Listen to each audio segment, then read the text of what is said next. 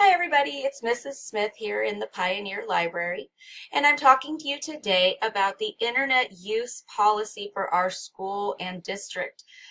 This is a piece of paper that you sign at the beginning of the school year. In order to use the Internet, you must have signed it, and we have to have a copy of that in your file.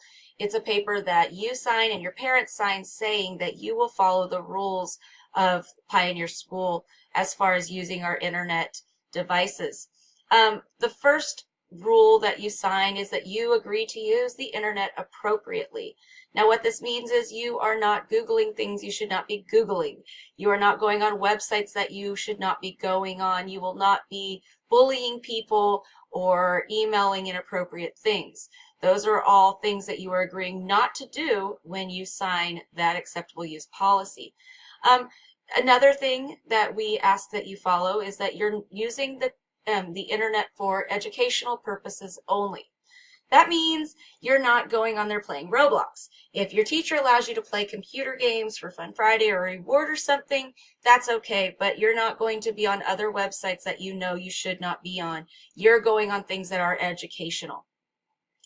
Another item that I'd like you to pay attention to is that you have no privacy on our internet. We can see emails, we can see what you're searching for, we can go into any of your files that you've been typing.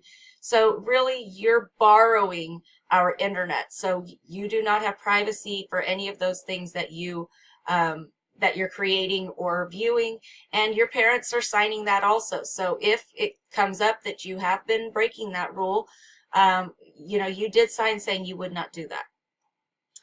Another item on that policy is that you will not exchange personal information. You will not give your home address, your phone number, things of that nature, and that you will not use bad language. You also sign that you won't damage any of our technology. So you won't damage the screens on our Chromebooks. You will not break off keys, things like that. You're saying that in exchange for the right to use our technology, you will take care of our devices. And the last item that you sign is saying that you will not steal people's ideas, photographs or writings, ideas that you found online. If you use those and you do not give credit to the people, not only is that something you said you would not do, but also it is illegal. So you need to make sure that if you are using something that belongs to someone else, that you are giving the proper credit. Now, the consequences if you do not follow the rules are that you could lose your internet privileges. So instead of being able to take your tests or whatever you're doing that day on your Chromebook, you are going to be using paper and pencil. And it's a lot less fun to do it that way. Another consequence is you may end up with a referral. You may end up being disciplined by the school as well. So you want to understand that you sign this, you say that you will follow these rules, and if you don't, there are possible consequences. So the next thing I'd like to talk to you guys about is some basic rules for online safety.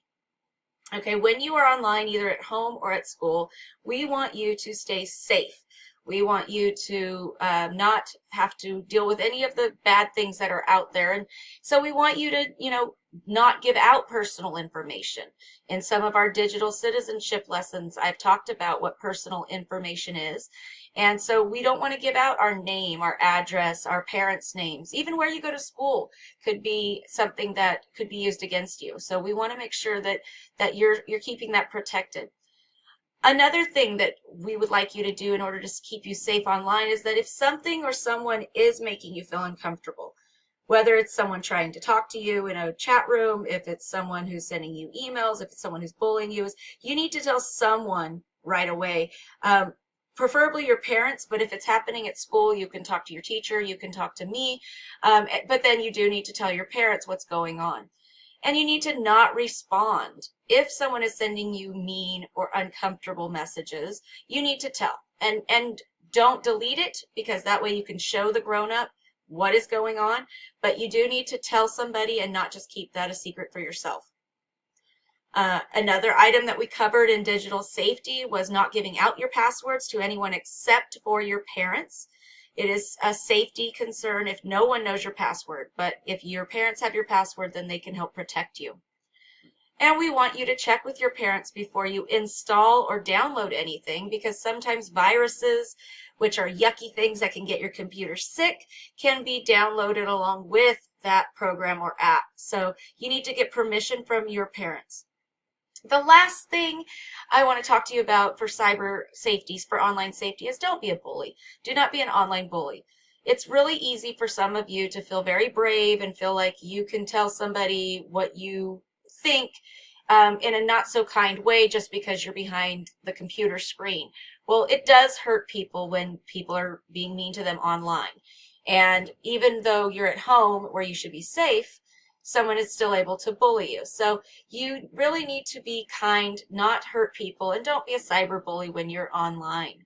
These are ways to keep everyone safe and happy when they're using the internet. The last thing I want to talk to you about today is filters. Our school does have filters on the internet, and this is a way to protect you from bad things popping up unexpectedly. Sometimes you'll type in a website or you will search for a keyword, and some inappropriate or bad things might pop up. Some pictures that you don't want to see, but someone else has put them on the internet. This is what we use filters for. So nothing accidentally comes up when you're searching for something else. It can also keep you from dangerous sites that have viruses or have strangers that could have access to you.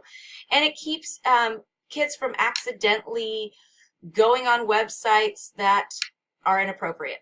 So filters are a good thing, and we just basically want to keep you safe as you're using the internet challenges, the internet technology that we are offering you. We want to keep you guys safe, and we want you to be a good digital citizen. So I hope this helped explain some of those things, and have a great night.